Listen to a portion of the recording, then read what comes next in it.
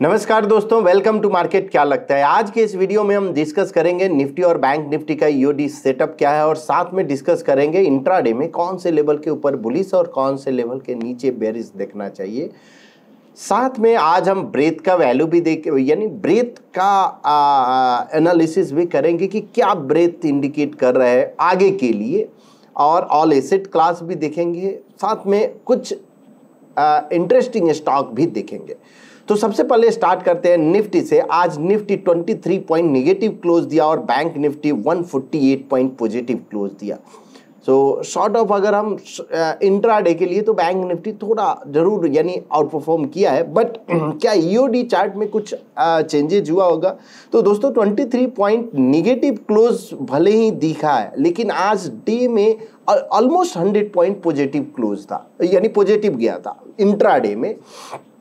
कल जब हम ब्रेथ की बात कर रहे थे तो ये जरूर बोले थे कि पॉसिबिलिटी है कि यहाँ एक टाइम करेक्शन और प्राइस करेक्शन हो सकता है, और मार्केट ऐसे स्टेज पे है ना जहाँ पे अगर गैप अप अगर होता है तो उसको आप कोशिश करो कि कि उसके ऊपर यानी कोई फॉलो थ्रू अगर आता है तो ही लो। अब फॉलो थ्रू का मतलब क्या है कि गैप अप हुआ, मान लो 80 पॉइंट का गैप अप हुआ, अब उसके बाद अगर ट्रेंड कंटिन्यू है तो आप वेट करो, ऐसा नहीं कि जल्दबाजी करो।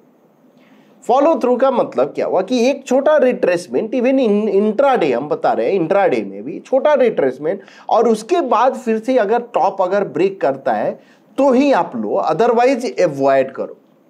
अब अगर मार्केट अगर बिकॉज सेल ऑन राइज नहीं है, बाई ऑन डिप्स है मार्केट अगर आज के डेट में, बट ब्रेथ के हिसाब से क्या है, एक्सट्रीम जोन है, ओवर यानी आप बोल सकते हो ओवरबॉट में है।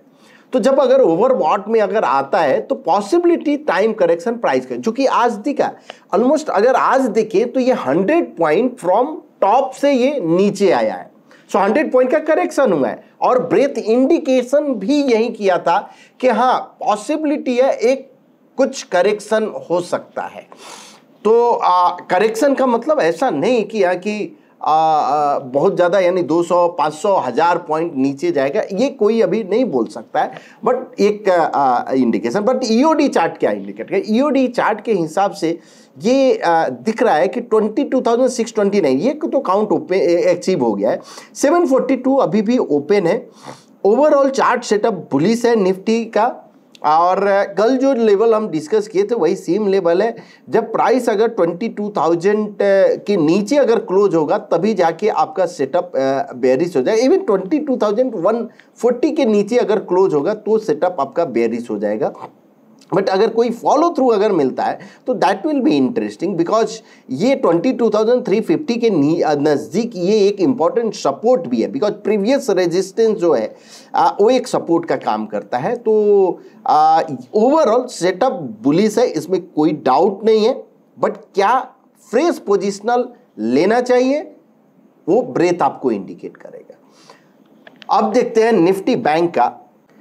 निफ्टी बैंक के लिए 0.15% बॉक्स साइज हम यूज करते हैं, और ये सेम कॉलम में कंटिन्यू जा रहा है, जो कि ये प्रीवियस क्लोजिंग बेसिस पे एटलीस्ट इसने टॉप को कट किया है, प्रीवियस टॉप को, और 49,286 का ये काउंट ओपन है, बट रिस्क रिवार्ड फेवरेबल नहीं है यहाँ पे फॉर फ्रेश पोजिशनल। जब अगर आपने लिया है ना, जब अगर लिए हैं तो आपके लिए सही है। पहले अगर ऑलरेडी अगर ये ब्रेकआउट पे लिया है, जो 4 कॉलम ट्रायंगल का ब्रेकआउट पर बात कर रहे थे, अगर लिए तो ओके, आप profit booking, partial profit booking आप जरूर करते रहिए, बिकॉज मार्केट ऐसा है ना, जब आप पार्शियल प्रॉफिट बुकिंग नहीं करेंगे, एक करेक्शन आएगा तो फिर से आप सोचेंगे कि अरे अब निकल जाते हैं। नहीं, ऐसा नहीं है। पार्शियल प्रॉफिट बुक करो, फिर से नीचे में आपको एंट्री का मौका मिलेगा, डोंट वरी। और यहाँ नेक्स्ट जो फॉलो थ्रू होगा वो इंटरेस्टिंग हो सकता है, बट ओवरऑल चार्ट सेटअप अभी भी बुलिश है। अब इंट्राडे की बात करते हैं और उसके बाद ब्रेथ एनालिसिस हम करेंगे। सो इंट्राडे में निफ्टी का जो सेटअप है वो सॉर्ट ऑफ यस अभी भी ये करेक्शन जो 22,834 से लेकर और 700 तक ऑलमोस्ट आया, 130 पॉइंट का फ्यूचर का एक सेल ऑफ दिखा।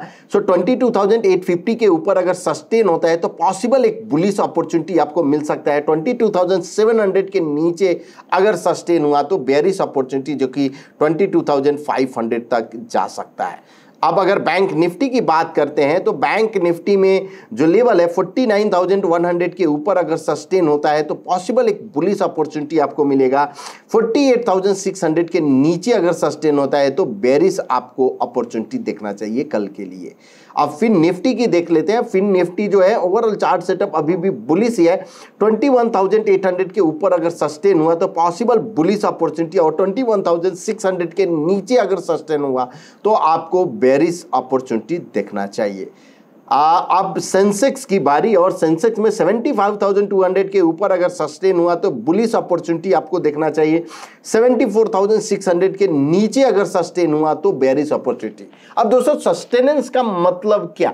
एटलीस्ट 5 मिनट उस लेवल के ऊपर ट्रेड होना चाहिए, यानी लेवल के ऊपर रुकना चाहिए प्राइस को। अगर रुक रहा है ना उस लेवल के ऊपर या नीचे, अगर बिलो वाला यानी बेरिश लेवल है तो बेरिश के नीचे रुकना चाहिए, बुलिश है तो बुलिश के ऊपर रुकना है, तो ही हम सस्टेनेंस समझते हैं। ऐसा नहीं कि प्राइस क्रॉस किया और इमीडिएट अगर नीचे आए तो उसको सस्टेनेंस नहीं बोलते हैं।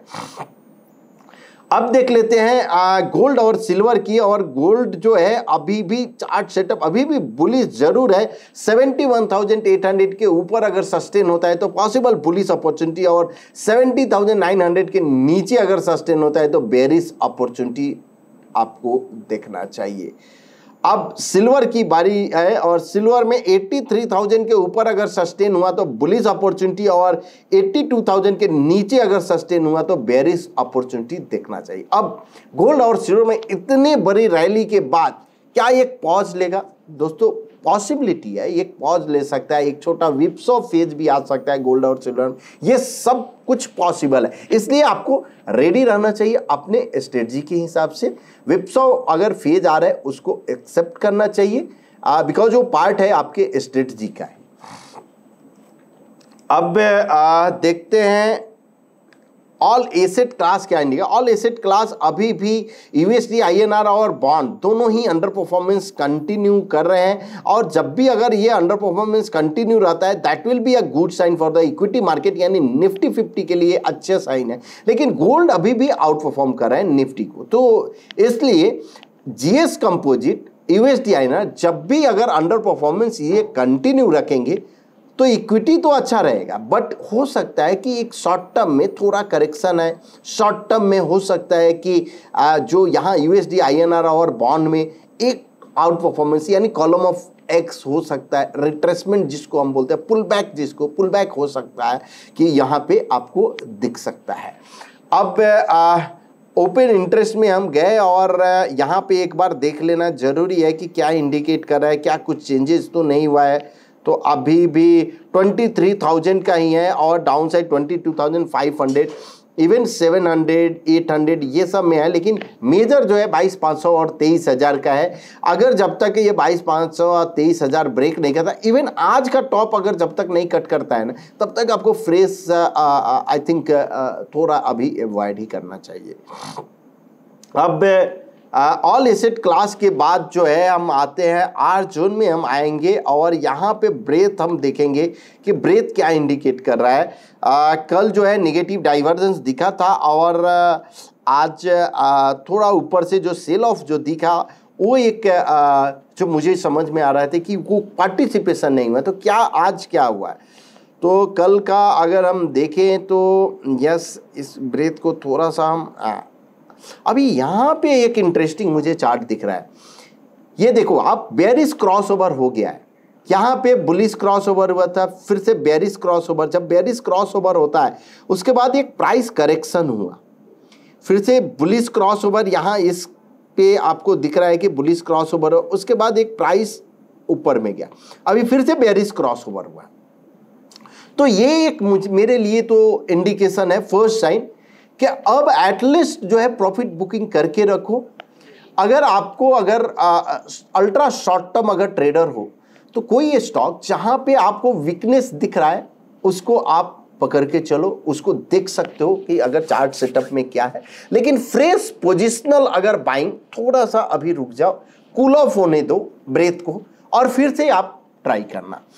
अब अगर ये यहां से अगर कल का अगर लेवल देखे 78 था, आज जो है 76, परसों 80 था, इसका मतलब क्या है, निफ्टी तो ऊपर गया लेकिन जो पार्टिसिपेशन है वो कम होते गया। सो कोई हेवी वेट जो है, 1-2 स्टॉक 3 स्टॉक निफ्टी को ऊपर की तरफ खींचा है, करेक्ट। तो इसका मतलब पार्टिसिपेशन अगर नहीं है तो हो सकता है टाइम करेक्शन या प्राइस करेक्शन। तो फिर से हम रिपीट कर रहे हैं, पॉसिबिलिटी जब ब्रेथ एक्सट्रीम जोन में जाता है तो ब्रेकआउट जो है ट्रेड अवॉइड करना चाहिए, first thing, because breakout generally fail करता है। सेकेंड, अब अगर एक्सट्रीम जोन में गया है तो पॉसिबिलिटी एक हो सकती है कि आइदर टाइम करेक्शन हो जाए या प्राइस करेक्शन हो जाए, करेक्ट। अगर ये टाइम करेक्शन यानी उधर ही column of X, column of O, column of X, column of O, इस तरह से होगा, या प्राइस करेक्शन का मतलब क्या हुआ कि आपका एक, जैसे ये प्राइस करेक्शन हुआ, यहां पे प्राइस करेक्शन हुआ और उसके बाद फिर से अप गया, तो ये क्रॉस ओवर, अब जब भी अगर फिर से बुलिश क्रॉस ओवर होगा तो फिर से हम बुलिश साइड देखना स्टार्ट कर देंगे। तो ये निफ्टी का रहा। अब बैंक निफ्टी का भी हम एक बार देख लेते हैं और साथ में हम निफ्टी 500 का भी देखना आज पसंद करेंगे, बिकॉज क्या है कि ब्रॉडर मार्केट है और निफ्टी 50 के बाद जो है निफ्टी बैंक का हम देखते हैं, और यहाँ पे जो निफ्टी बैंक का जो दिखा रहा है यहाँ पे भी यस क्रॉस ओवर तो हुआ है 191, भले ही मार्केट ऊपर गया है लेकिन पार्टिसिपेशन नहीं हुआ है। तो बैंक निफ्टी में भी मुझे थोड़ा प्राइस या टाइम करेक्शन दिख रहा है, तो बेटर रहेगा। ब्रेथ ये इंडिकेट करे कि व्हाट नॉट टू डू, जो कि ये इंडिकेशन है एटलीस्ट आप यहां पे फ्रेश पोजिशनल तो आप अवॉइड करो निफ्टी में, शॉर्ट नहीं करने का जरूरत नहीं करो, आप प्रॉफिट बुकिंग थोड़ा लेकर रखो, या अगर स्टॉप लॉस ट्रेलिंग आप टाइट करके रखो, ठीक है। अब निफ्टी 500 का भी देख लेते हैं।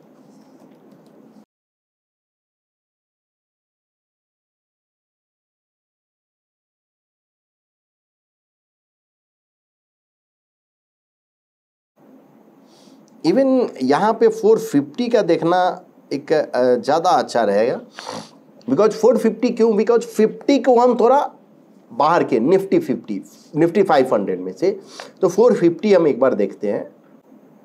देखो यहाँ पे भी जो है 450 का भी अगर ब्रेथ देखें तो क्रॉसओवर, बेयरिश क्रॉसओवर, तो मुझे जो है ना इवन ब्रॉडर मार्केट में भी थोड़ा दिख रहा है कि आइदर प्राइस करेक्शन या टाइम करेक्शन होगा, तो थोड़ा अवॉइड कीजिए। अब अगर हम बोल रहे हैं कि थोड़ा अवॉइड कीजिए, फ्रेश पोजिशनल अवॉइड कीजिए, नहीं करना चाहिए अभी आज के डेट में, तो क्या आज मुझे कोई बाइंग स्टॉक या कोई भी स्टॉक जो है डिस्कस करना चाहिए? शायद नहीं, करेक्ट। अब बट फिर भी हम 2 स्टॉक इसलिए डिस्कस करें, उसका चार्ट सेटअप आप थोड़ा देखो, और ट्रेडिंग यानी इसके पर्सपेक्टिव से हम नहीं, केवल चार्ट सेटअप आप उसका देखो, और चार्ट सेटअप पे हम आज बात कर रहे हैं। अब हीरो मोटो का चार्ट आप देखो, प्राइस जो है अब ये इसके पहले ये यहाँ आएंगे, उसके पहले एक और, अब आपके माइंड में होगा कि अगर यहाँ से प्राइस करेक्शन होता है तो कौन सा स्टॉक नीचे जा सकता है? दोस्तों, जो आरएस पे वीक हो वो जा सकता है। सेकेंड, जो प्राइस जो है ना, निफ्टी ऊपर गया है, ब्रॉडर मार्केट ऊपर गया है, लेकिन पार्टिसिपेशन नहीं हो, वहां पे आपको देखना चाहिए। अब यहां देखो आप, ये एक फॉर्मेशन हुआ है जहां पे एंकर कॉलम, उसके बाद प्राइस कंसोलिडेशन में है, कंसोलिडेशन फेज में है।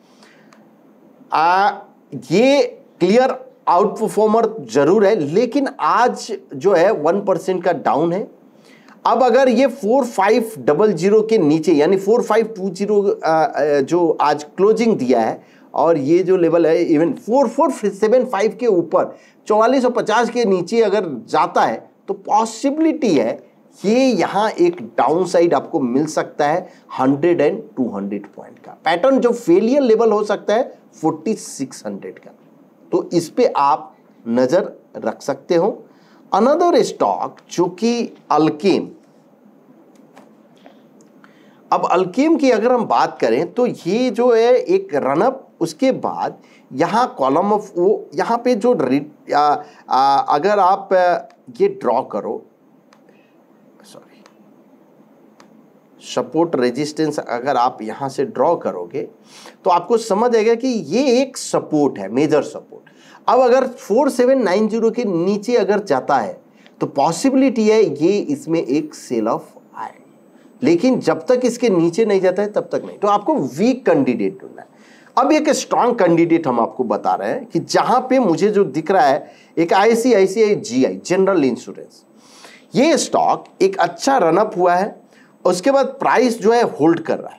ये एक bullish ABC formation plus buy sell buy, तो बुलिश ब्रॉडनिंग है। प्राइस अगर 1721 के ऊपर अगर क्लोज होता है, जिस दिन भी क्लोज होता है, पॉसिबिलिटी है एक अपसाइड आपको मूव इसमें मिले, जो कि 100 पॉइंट का कंजर्वेटिव काउंट पैटर्न। जो फेलियर लेवल है 1700 के नीचे आपका पैटर्न फेलियर, लेकिन 1721 यानी 21-22 के ऊपर, इवन इनफैक्ट 25 के ऊपर अगर क्लोज होता है ना, तो आप इधर आप देख सकते हो, बिकॉज रिस्क रिवार्ड मुझे फेवरेबल दिख रहा है। तो ज्यादा हम स्टॉक की बात नहीं, लेकिन आपको कैसे स्टॉक सिलेक्ट करें इस पे हमने आज कोशिश किया कि क्या नहीं करना चाहिए। ब्रेथ के हिसाब से जो इंडिकेशन है थोड़ा ठीक नहीं दिख रहा है, मुझे एक्सट्रीम जोन में दिख रहा है, तो शॉर्ट टर्म हो सकता है कि करेक्शन हो, बट क्या लॉन्ग टर्म यहां से पूरा प्रॉफिट बुकिंग अगर मुझे लॉन्ग टर्म पोर्टफोलियो तो बुक कर लेना चाहिए? बिल्कुल ही नहीं, बिल्कुल नहीं। शॉर्ट टर्म करेक्शन दिख रहा है, शॉर्ट टर्म साइडवेज भी हो सकता है। करेक्शन का मतलब ऐसा नहीं है कि यहाँ की प्राइस करेक्शन जरूरी है, ब्रेथ थोड़ा साइडवेज हो जाएगा, फिर से कूल ऑफ, और फिर अगर ब्रेकआउट होता है तो that will be interesting.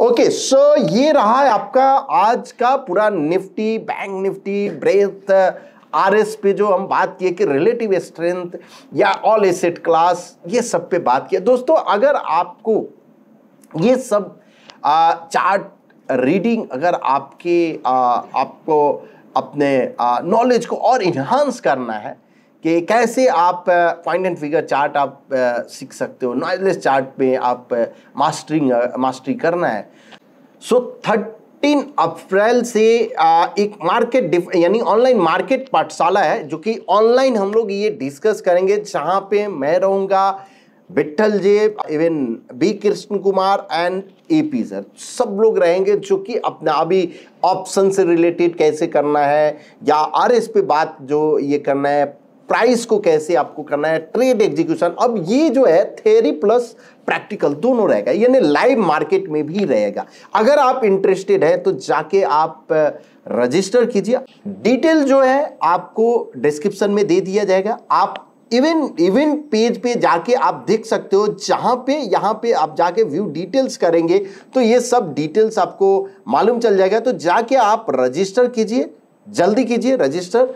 Hope आपको ये वीडियो पसंद आया होगा। अगर पसंद आए तो प्लीज अपने दोस्तों के बीच शेयर कीजिए, लाइक कीजिए एंड कमेंट कीजिए। Thank you so much.